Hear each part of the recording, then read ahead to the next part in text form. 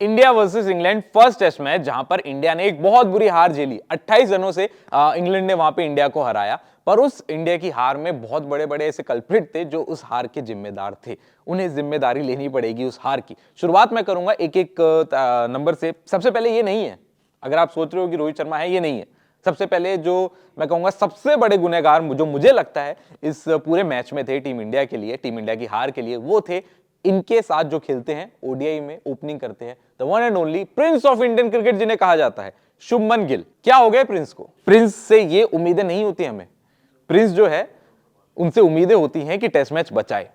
Prince से ये हमें उम्मीदें थी कि जाके कम से कम 28 रन तो बना पाए। पर प्रिंस ने क्या किया? दूसरी इनिंग जो थी वहां पर शून्य पर आउट हो गए प्रिंस। देखिए पहला टेस्ट मैच इंडिया का रहा, प्रिंस, मैं बात कर रहा हूं शुभमन गिल की। शुभमन गिल जब पहली इनिंग में खेलने आए तो 66 गेंदों में उन्होंने 23 रन बनाए, आउट हो गए। वो उसमें इतनी बुरा उनका परफॉर्मेंस दिखा नहीं, क्योंकि इंडिया का जो स्कोर था वो 436 पहुंचा 10 विकेट के नुकसान पर, इसलिए पता नहीं चला कि कम आउट हो गए। दूसरी इनिंग में इंडिया को जीतने के लिए चाहिए थे 230 रन। 230 रन चाहिए थे, मात्र 230 रन चाहिए थे, जहां पर 46 पे 0 का ओपनिंग स्टैंड भी दिया था रोहित शर्मा और यशस्वी जायसवाल ने। 46 पे 0 का स्कोर था। उसके बाद विकेट गिरा एक यशस्वी जायसवाल के रूप में। पर उसके बाद आते हैं हमारे शुभमन गिल, 0 रन पे आउट। दूसरी गेंद मैं कहूंगा एक बॉल उन्होंने खेली और दूसरी गेंद पे शुभमन गिल आउट हो गए टॉम हार्टली द्वारा, जो कि एक लेफ्ट आर्म स्पिनर है। शुभमन गिल अपनी विकेट दे बैठे। हम 28 रनों से वो पूरा मुकाबला हारे हैं। कि शुभमन गिल 20-25 रन का योगदान भी दे देते तो शायद वो मैच में हम जीतते और पॉइंट्स टेबल में, वर्ल्ड टेस्ट चैंपियनशिप के पॉइंट्स टेबल में नंबर 5 पे नहीं खड़े होते इस टाइम पे। शुभमन गिल के बल्ले से रन आए ही नहीं है टेस्ट क्रिकेट। इनका जो क्रिकेट की शुरुआत थी वो टेस्ट क्रिकेट से हुई थी। इन्हें टेस्ट क्रिकेट का खिलाड़ी कहा जाता था। पर अगर मैं शुभमन गिल का टेस्ट क्रिकेट की बात करूं, इनके एवरेज तो 21 टेस्ट मैचेस उन्होंने इंडिया के लिए खेले हैं और जो इनकी एवरेज रही है वो 29 की रही है। 35 से पहले कम हुई और अब 30 से भी कम हो गई। मात्र 29 की इनकी एवरेज है इन टेस्ट क्रिकेट। और ये मैं बात कर रहा हूं आपके साथ शुभमन गिल की, जिन्हें प्रिंस ऑफ इंडियन क्रिकेट कहा जाता है, जो टेस्ट क्रिकेट में बहुत अपना नाम जिन्होंने कमाया है। अब उनका ये हाल है, 21 टेस्ट मैचेस खेले हैं और रन बनाए हैं 1063। शुभमन गिल एक बहुत बड़े कल्प्रिट है, बहुत बड़े जिम्मेदार हैं इंडिया की इस हार के लिए। सबसे बड़े मुझे लगता है शुभमन गिल ही है। नंबर 2 पे आते हैं। चलिए नंबर 2 पे कौन है? नंबर 2 पे भी ये नहीं है। नंबर 2 पर हैं श्रेयस अय्यर।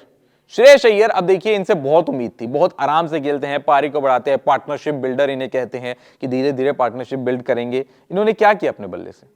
400 जो पहले हमने बनाए थे 436 रन, उसमें शुभमन गिल का योगदान था मात्र 35 रनों का। और जब हमें 220 रन 230 रन जीतने के लिए बनाने थे, तब वहां पे माफ कीजिएगा, श्रेयस अय्यर ने बनाए 31 गेंदों में 13 रन।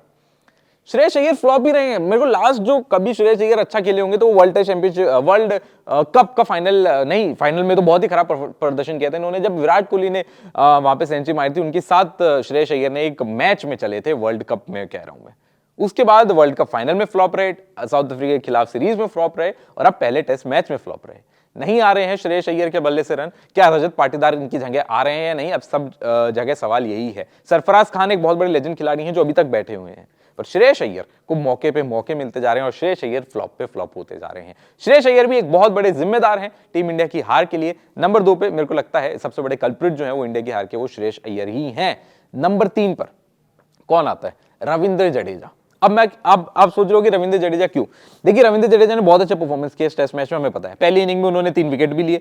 जब इंग्लैंड बल्लेबाजी कर रही थी, 3 विकेट रविंद्र जडेजा ने लिए। उसके बाद उन्होंने रन बनाए 87 रन बहुत होते हैं। एक बढ़िया ऑलराउंडर के रूप में खेले रविंद्र जडेजा। पर कल्प्रिट कैसे हैं? रविंद्र जडेजा सेकंड इनिंग में जब खेलने आए तो इंडिया की हाल थोड़ा बुरा था, पर इतना बुरा भी नहीं था। जब वो आए तो हमें भरोसा था कि रविंद्र जडेजा मैच जिता देंगे। रविंद्र जडेजा टिके हैं और उसके बाद मैच जिता देंगे। क्या किया रविंद्र जडेजा ने? रन आउट हुए हैं। टेस्ट क्रिकेट में रन आउट होना एक क्राइम है, क्राइम। ऐसी क्या जल्दबाजी थी, ऐसी क्या हड़बड़ी थी रविंद्र जडेजा को, जो 20 गेंदों में वो 2 रन बनाकर रन आउट हुए हैं। Run out by Ben Stokes.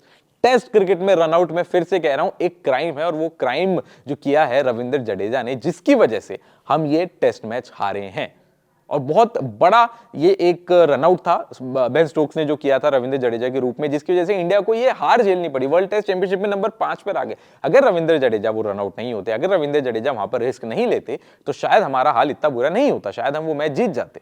इसलिए रविंद्र जडेजा भी उस हार के जो है वो गुनहगार हैं। और एक लास्ट में मैं बात कहूंगा रोहित शर्मा की, जरूर बहुत बड़ी इन्हें आप वो नहीं दे सकते क्योंकि ठीक ठाक परफॉर्मेंस इनका रहा था, पर कप्तानी में देखिए दिक्कत थी। पहली इनिंग रोहित शर्मा ने खेली, बल्ले से इनके रन ज्यादा आए नहीं और पहली इनिंग में मात्र 24 रन बनाकर ये आउट हो गए। दूसरी इनिंग में इन्होंने बनाए 39 रन, विकेट गवा बैठे, फेंक दी विकेट। टिके रहते तो ये शायद इंडिया मैच जीत जाती। इन्होंने आराम से खेलने की शुरुआत की थी, बहुत आराम से खेल रहे थे, पर अगर वो विकेट फेंक के नहीं जाते तो शायद इंडिया का हाल इतना बुरा नहीं होता। हम 28 रनों से तो ये मैच नहीं हारते। रविंद्र जडेजा के बाद जो सबसे बड़े गुनहगार मुझे लगता है वो रोहित शर्मा ही है। एक बहुत बड़ी गलती रोहित शर्मा ने करी थी अपने बल्ले से, जब उन्होंने वो सेकंड इनिंग में अपने विकेट फेंक दी थी। तो ये 4 प्लेयर जिनकी वजह से हम ये मैच हारे। अगर आपको लगता है कोई और भी जिम्मेदार है तो नीचे कमेंट सेक्शन में जरूर मुझे बताइए आपको क्या लगता है किसकी वजह से हम ये टेस्ट मैच हारे। पर फिलहाल यही है कि वर्ल्ड टेस्ट चैंपियनशिप में नंबर 5 पर हम आ चुके हैं, बांग्लादेश से भी नीचे चल रहे हैं इस टाइम पर। और वो जो हार है 28 रनों से, पहला test match India versus England समाप्त हुआ और इंडिया ने 28 रनों से हार झेली। बाकी अभी भी 4 टेस्ट मैचेस बचे हैं इस 5 टेस्ट मैच की सीरीज में। सारी अपडेट्स हम आपको देते रहेंगे सिर्फ और सिर्फ क्रिकेट कंट्री पर।